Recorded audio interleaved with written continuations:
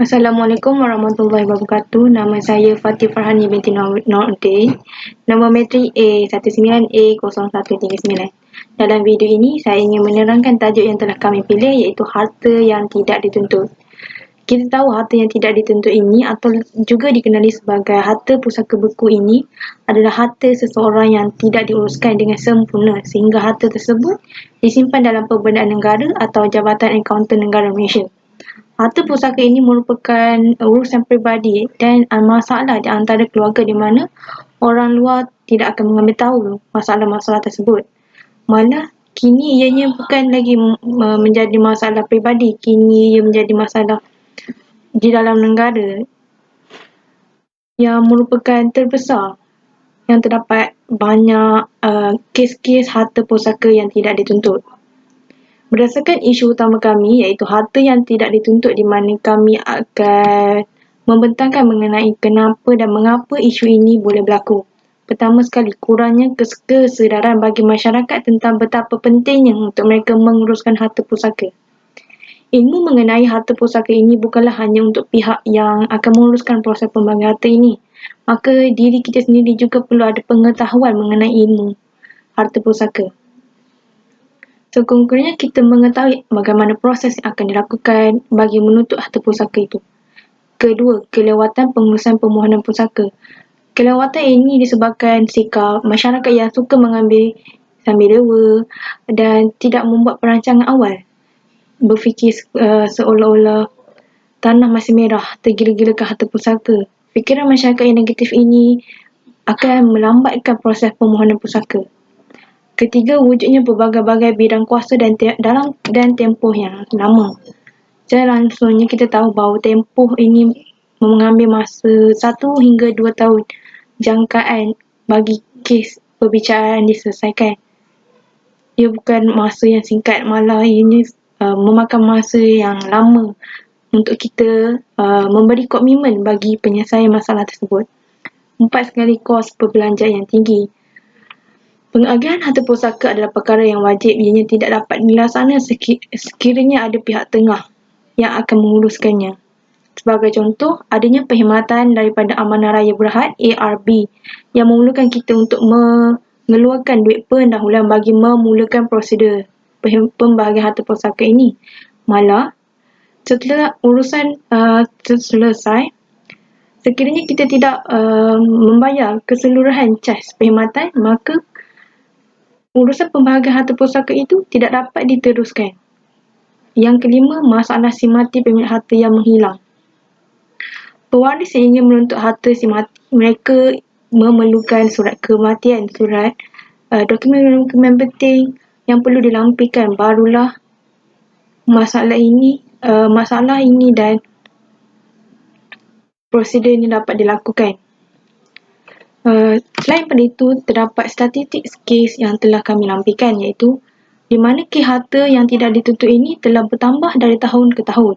Sebagai contoh, melalui harian Metro, kita dapat melihat jumlah catatan iaitu sebanyak RM70 bilion nilai harta pusaka dengan majoritinya milik orang Melayu di negara ini yang masih tidak dituntut sejak merdeka sehingga kini.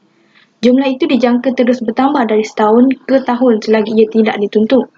Malah, kurang daripada 5% umat Islam yang menyiapkan surat wasiat atau dokumen bertulis sebelum kematian.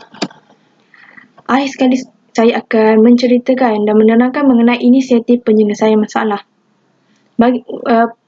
Yang pertama, kita perlu mengupah peguam atau syarikat perundingan semasa tempoh hayatnya. Ada beberapa syarikat perunding harta pusaka yang menawarkan perkhidmatan dan pengurusan harta pusaka yang pastinya akan memastikan urusan lebih terancang. Sebagaimana contoh, Mahkamah Tinggi atau Amanah Raya Berhad ARB antara pihak yang mampu menawarkan perkhidmatan tersebut yang kita perlu tahu. Yang kedua, adanya kempen kesedaran. Sekurang-kurangnya masyarakat akan dapat pendedahan yang secukupnya tentang prosedur yang tepat bagi melancarkan urusan ini supaya kes ini dapat dikurangkan.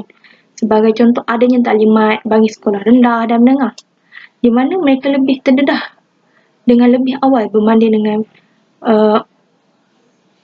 orang-orang dewasa kini.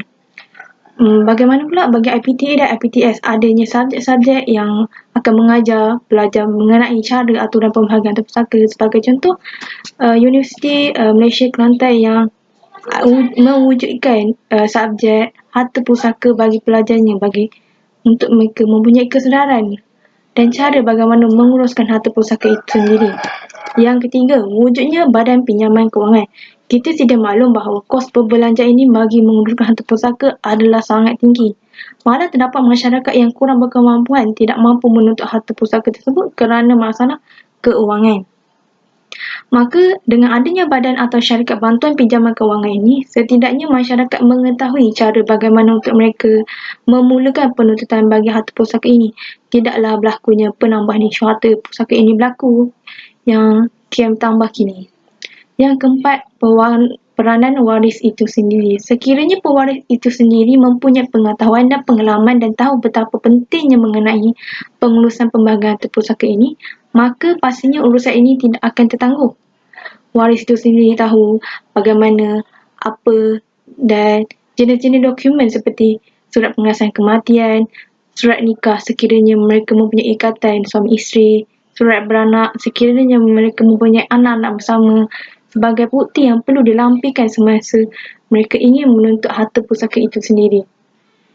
Sekiranya masyarakat yang tahu jenis-jenis dokumen yang perlu dilampirkan ini, maka ianya dapat mempercepatkan tempoh dan masa perbincangan yang akan dilakukan nanti. Sekali, adanya maklumat tentang lokasi dan hubungan kekeluargaan merupakan salah satu inisiatif bagaimana masalah harta yang tidak dituntut ini dapat dihindarkan. Terdapat beberapa kes di mana waris hilang atau si mati pemilik harta itu sendiri yang tidak dapat diketahui lokasinya menyebabkan berlakunya masalah harta yang tidak dituntut ini. Oleh itu, pentingnya silaturahim di antara keluarga bukannya semata-mata hanya untuk harta pusaka ya, tetapi kerana ikatan darah yang ada untuk kita merasa akan keakraban yang ada.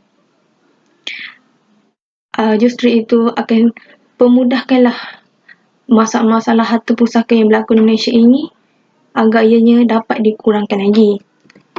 Nota penting di sini saya ingin menekankan bahawa pewarisan harta orang yang hilang, pewaris perlu membuat laporan yang cepat sekiranya terbukti bahawa orang itu hilang. Bagi pihak berkepentingan mengesahkan kematiannya. Di sini juga menjadi kewajipan kepada pihak hakim untuk mencari orang hilang tersebut terlebih dahulu sebelum mengeluarkan sebarang pengesahan berkaitan dengan orang kehilang tersebut. Sekian saja dari saya. Terima kasih. Assalamualaikum warahmatullahi wabarakatuh. Nama saya Anwar Syarifah Muhammad Firdausi, nombor meter A191045, dan hari ini saya akan sambung pembincangan order kesekumpulan saya tadi dengan kesan negatif dan positif dan kesimpulan. Terdapat pelbagai kesan yang boleh didapati daripada permasalahan yang berlaku. Hal ini dikatakan demikian kerana setiap yang berlaku mempunyai kesannya tersendiri. Terdapat dua jenis kesan yang boleh didapati, iaitu kesan negatif dan juga kesan positif. Kesan-kesan ini boleh membawa kepada kebaikan maupun keburukan kepada ahli waris faraid itu sendiri. Kesan negatif yang pertama adalah harta pusaka buku. Masalah harta pusaka buku semakin kronik di Malaysia kerana jumlah harta pusaka buku yang semakin meningkat dari tahun ke tahun. Fenomena ini akan menimbulkan pelbagai isu dan menjadi permasalahan yang semakin kritikal serta amat sukar untuk diselesaikan. Sekiranya harta-harta umat Islam ini tidak dibangunkan, ianya amat akan merugikan umat Islam itu sendiri. Masalah ini berlaku disebabkan oleh masalah pengurusan harta pusaka di dalam masyarakat umat Islam Malaysia yang mana kurangnya tahap kesedaran umat Islam itu sendiri tentang aspek pengurusan harta pusaka mereka. Selain itu juga, umat Islam itu sendiri sering membuat pelbagai andai yang tidak tepat mengenai konsep pengurusan harta pusaka. Kelalaian dalam menguruskan harta pusaka akan memberikan impak kepada perkembangan ekonomi negara kerana harta tersebut beku dan tidak akan dapat digunakan dengan sewajarnya. Sebagai contoh, Harian Metro telah mengatakan bahawa hampir RM70 bilion harta pusaka dengan majoritinya milik orang Melayu di negara ini tidak dituntut sejak merdeka hingga akhir tahun 2020 yang lepas. Kesan negatif yang kedua adalah dalam perpecahan hubungan persaudaraan. Kekurangan maklumat menyebabkan pembahagian harta pusaka tidak teratur sehingga menimbulkan perbalahan dalam kalangan ahli keluarga. Harta pusaka perlu ditadbir dengan baik supaya pihak yang layak mendapat hak seperti yang telah ditentukan hukum faraid. Waris bukan sahaja kurang kesedaran, malah pemilik harta juga tidak membuat surat wasiat lebih awal untuk menentukan siapa pentadbir dan siapa penerima harta apabila mereka meninggal dunia nanti. Apabila pemilik meninggal dunia, timbul masalah jika pewaris mengambil mudah menguruskan harta pusaka sehingga ada yang tidak dituntut. Sebagai contoh, berdasarkan maklumat yang telah diperoleh, kurang daripada 5% umat Islam yang menyiapkan surat wasiat atau dokumen bertulis sebelum kematian. Katanya, ada harta pusaka seperti rumah dan tanah terbiar. Apabila waris tidak mengambil endah disebabkan khawatir melalui pelbagai lapisan proses undang-undang sebelum harta sah milik mereka. Perlu ada lebih kesedaran supaya harta pusaka lebih terurus dan mereka yang layak menerima mendapat bahagian seperti yang ditetapkan selain waris akan dapat meneruskan kelangsungan hidup. Kesan negatif yang ketiga adalah pemilikan tanpa hak.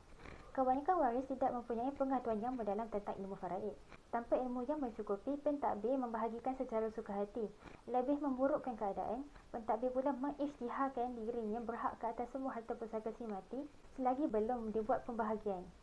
Pemilikan atau pembahagian harta sebegini boleh menyebabkan seseorang memakan harta secara salah. Ini kerana selagi harta itu belum dibuat pembahagian mengikut undang-undang, kebanyakan waris tidak mengetahui siapa antara mereka yang berhak mewarisi dan berapa bahagian yang mereka berhak mewarisi. Sebagai contoh, di dalam sebuah keluarga, ada yang sepakat melantik abang sulung sebagai pentadbir.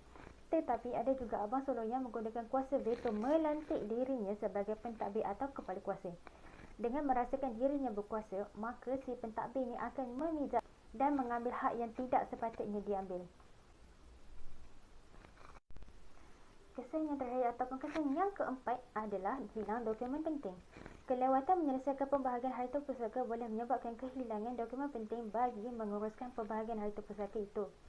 Kehilangan dokumen penting akan menyebabkan kesukaran kepada waris-waris bagi membuktikan sebarang tuntutan. Lebih buruk lagi, ia boleh mengakibatkan seseorang itu akan kehilangan hak kerana tuntutan itu tidak memihak kepadanya. Lebih mendukacitakan lagi, sekiranya waris gagal dalam mengingati fakta salah silap keluarga waris atau tuntutan tarikh kematian waris-waris mereka yang meninggal dunia. Semua fakta akan memberikan kesan langsung kepada pembahagian harta pusaka dalam menentukan siapa yang waris yang berhak dan berapa kadar yang mereka berhak untuk mewarisi. Sebagai contoh, hilang sijil kematian, dokumen perjanjian jual beli, geran tanah, dokumen wasiat, sijil nikah dan sebagainya. Sekiranya waris faraid tersebut gagal dalam mengemukakan salah satu daripada sijil yang diminta, maka pihak pengurusan akan gagal dalam menguruskan pembahagian harta pusaka tersebut. Berhubungan dengan itu, pihak waris faraid haruslah memainkan peranan penting dalam menyegerakan pengurusan dan mendapatkan serta menguruskan sijil yang dipinta oleh pihak pengurusan agar mereka dapat menjalankan tanggungjawab yang telah diberikan ke atas mereka dengan lebih lancar. Kesan positif yang pertama adalah status kehilangan seseorang individu itu dapat dipastikan. Terdapat seseorang individu yang dikatakan hilang kerana tiada seorang pun yang boleh mengesan keberadaannya. Tempoh kehilangan seseorang yang membolehkan waris faraid membuat permohonan sijil kematian ke mahkamah adalah tidak kurang daripada 7 tahun dan mahkamah syariah melebihi 4 tahun dari hari terakhir individu tersebut dilihat kelibatnya. Dengan melewatkan proses permohonan sijil kematian di mahkamah, maka waris faraid mempunyai masa yang mencukupi bagi mencari dan mengesan keberadaan individu tersebut. Hal ini akan membolehkan waris faraid mengesahkan bahawa individu tersebut masih lagi hidup ataupun telah meninggal dunia. Sebagai contoh, kali terakhir Ali dikesan adalah pada 20 Mac tahun 2012. Semenjak dari itu, tiada seorang pun yang dapat mengesan keberadaan Ali. Pada Ogos 2020, keluarga Ali mahu membuat permohonan ke mahkamah untuk mengeluarkan sijil kematian Ali bagi menguruskan urusan harta pusaka yang dimilikinya untuk diagihkan kepada ahli waris faraid. Tetapi secara tiba-tiba pada bulan Julai 2020, Ali telah pulang ke rumahnya dan dapat dipastikan bahawa dirinya masih lagi hidup dan sihat seperti sedia kala. Dengan melewatkan membuat permohonan sijil kematian di mahkamah, maka status kehilangan Ali telah dapat dipastikan dengan sempurna. Kesan positif yang kedua adalah pengiraan hak waris faraid akan jadi lebih tepat. Faraid adalah pembahagian harta orang Islam yang telah meninggal dunia sama ada si mati meninggalkan wasiat ataupun tidak sebelum kematiannya.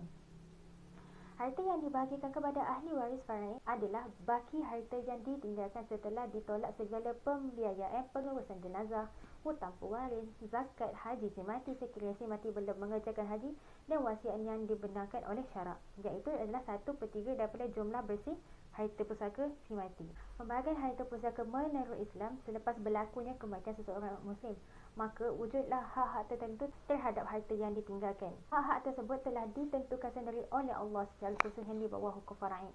Pembahagian faraid kepada yang berhak hukumnya adalah wajib untuk ditunaikan dan fardu kifayah kepada umat Islam. Sekiranya umat Islam mengabaikan pembahagian harta pusaka dengan menggunakan sistem faraid, ini dikhawatiri akan berlakunya memakan hak batil seperti memakan hak anak yatim, hak harta saudara mara dan hak baitul mal. Sehubungan dengan itu, dengan melewatkan proses pengurusan dan pengagihan harta pusaka si mati, waris faraid atau pembubuhan yang dilantik boleh menggunakan masa tersebut bagi membuat pengiraan pengagihan dengan tepat tanpa memakan harta batil. Kesan positif yang ketiga adalah jumlah sebenar harta pusaka dapat ditentukan. Hal ini dikatakan kerana dengan melewatkan proses pengurusan dan pembahagian harta pusaka, maka pengiraan sebenar harta pusaka si mati dapat dipastikan dan dikira dengan tepat. Hal ini dikatakan demikian kerana si mati kemungkinan mempunyai harta yang tidak dihibahkan kepada orang lain semasa hayatnya. Bentuk harta yang boleh dibahagikan secara faraid adalah tanah, bangunan atau rumah, barang kemas, tagaful, wang tunai dan binatang ternakan. Sebagai contoh, si mati mempunyai sebidang tanah yang tidak pernah diberitahu kepada ahli keluarganya semasa si mati masih hidup. Ahli waris faraid telah pergi ke pejabat tanah bagi membuat pengesanan dan pengesahan. Sekiranya si mati mempunyai tanah yang tidak diketahui, dengan melambatkan proses pengurusan dan penuntutan harta si mati, maka ahli waris faraid mempunyai masa yang mencukupi untuk mengesan segala harta pusaka yang dimiliki si mati yang tidak diketahui oleh ahli keluarganya. Kesan positif yang keempat ataupun yang terakhir adalah dokumen penting dapat disediakan. Dokumen sangat penting untuk seseorang individu waris faraid tersebut dalam menuntut hak harta pusaka si mati. Sekiranya waris faraid tersebut gagal dalam mengemukakan salah satu daripada sijil yang diminta, maka pihak pengurusan akan gagal dalam menguruskan pembahagian harta pusaka tersebut. Sehubungan dengan itu, pihak waris faraid haruslah memainkan peranan penting dalam menyegerakan pengurusan dalam mendapatkan dan menguruskan sijil yang dipinta oleh pihak pengurusan agar mereka dapat menjalankan tanggungjawab ke atas mereka dengan lebih lancar. Sebagai contoh, membuat tuntutan harta pusaka, waris faraid haruslah menyediakan dokumen-dokumen yang penting bagi mengesahkan harta yang dimiliki oleh si mati. Tanpa dokumen yang penting, maka harta seseorang itu tidak akan dapat dipastikan kebenarannya, seterusnya akan menyebabkan kelewatan dalam membuat tuntutan hak tersebut. Dengan mengambil masa yang secukupnya, maka waris faraid dapat menyediakan dokumen yang diperlukan bagi menguruskan pembahagian harta pusaka tersebut. Contohnya, dokumen yang diperlukan adalah sijil kematian, dokumen perjanjian jual beli, geran tanah, dokumen wasiat, sijil nikah dan sebagainya. Sekiranya semua dokumen yang diperlukan dapat diperolehi, maka harta pusaka si mati dapat dituntut. Seterusnya, perjalanan dalam menguruskan dan membahagikan harta pusaka tersebut dapat berjalan dengan lancar. Kesimpulannya, seperti yang sedia maklum, perihal tuntutan harta pusaka si mati adalah wajib. Kewajiban dalam membuat perancangan pengurusan harta pusaka seharusnya dijalankan dengan baik dan teliti, kerana harta merupakan aspek yang terpenting dalam kehidupan seseorang individu tersebut. Sehubungan dengan itu, dalam proses meneruskan kelangsungan hidup seseorang tersebut, perancangan dalam membuat pengagihan harta pusaka amat penting dan seharusnya diberi penekanan yang secukupnya. Sekian, terima kasih. Itu sahaja daripada kami.